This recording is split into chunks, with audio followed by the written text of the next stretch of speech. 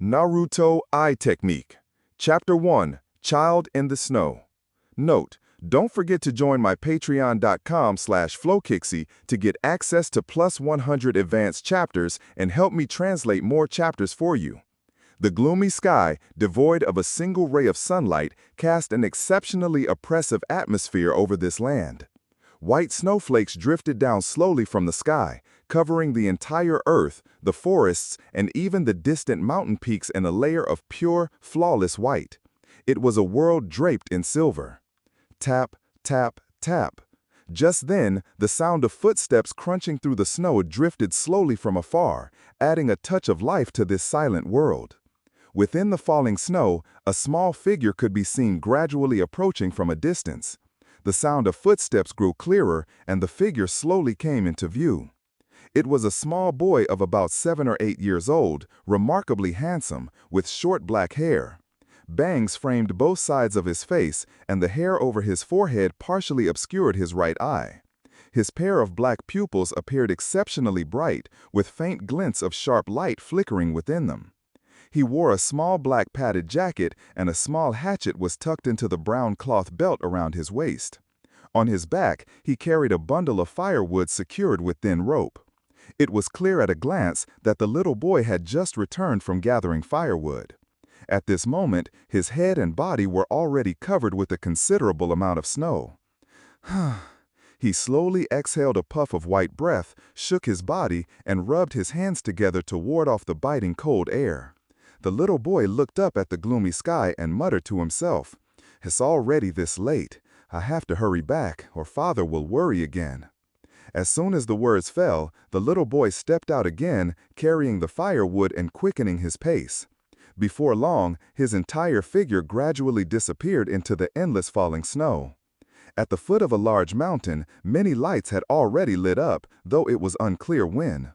This was a remote little village in the land of water, a place with no distinction between the 4 seasons, perpetually covered in white snow. At this time, the sky had already darkened. The little boy in the black padded jacket, carrying a large bundle of firewood on his back, gradually appeared at the entrance of the small village. He gently exhaled a breath, wiped a bead of sweat from his forehead, and a hint of a smile appeared at the corner of his lips as he said, "Finally back. Father must be very worried." Just then, a clear and pleasant voice suddenly reached the boy's ears. "Mizu!" "Huh?" The boy froze instantly and turned his head to look.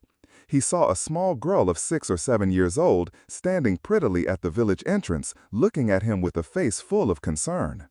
This little girl had long, soft black hair, large, bright and watery eyes, and snow-white skin. She wore a white winter coat, and her whole being standing in the snow appeared incomparably pure and noble, like an angel born from the snow. However, her delicate face was frozen red, indicating that she had been waiting for her in this icy world for a long time. Seeing the girl's concerned and worried gaze, a gentle smile immediately appeared on the face of the boy called Mizu. He opened his mouth and said, "Haku, I'm back."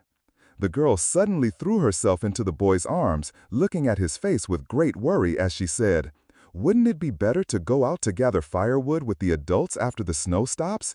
Why do you have to go into the mountains alone, especially when it's snowing so heavily?" The boy immediately felt awkward and didn't know what to say.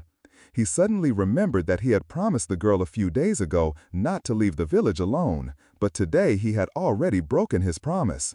Even with his thick skin, the boy felt very embarrassed. "All right, I promise you, next time I go out, I'll definitely go with the adults," the little boy said gently, stroking the girl's soft hair. "You say that every time," the little girl pouted, puffing out her cheeks, and said with dissatisfaction, her childlike nature fully displayed. Mizu laughed awkwardly, not knowing what to say. At this moment, Haku seemed to remember something and said to the boy, "By the way, Uncle has been waiting for you at home. Hurry back. Although he hasn't said anything, Uncle is very worried about you."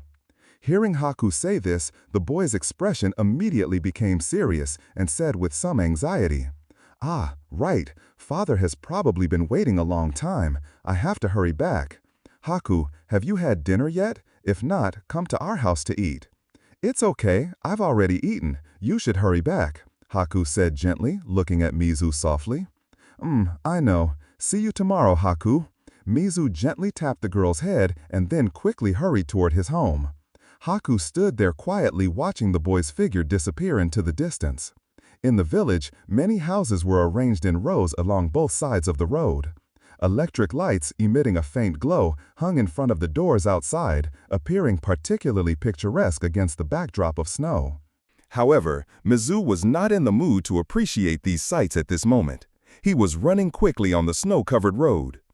Deep within the village, among the many houses, there was an inconspicuous small hut. This was Mizu's home. Catching his breath twice, he then gently pushed open the door and slowly walked inside. The room inside was very simple. An electric light, emitting a faint glow, hung from the ceiling. In the center of the small living room, next to the table, sat a person quietly on a stool. A middle-aged man with black hair. His pale complexion suggested he had been seriously ill. His handsome face was etched with the marks of hardship. His black pupils seemed unfocused, with a hint of white around the edges. He wore a black kimono. This person was Mizu's father, named Hayato. "Father, I'm back." Looking at his pale-faced father sitting at the table, something seemed to stir within Mizu's heart. He put down the firewood and said softly, "You're back.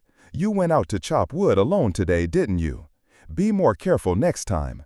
That little girl, Haku, was very worried about you. She came to our house several times today looking for you."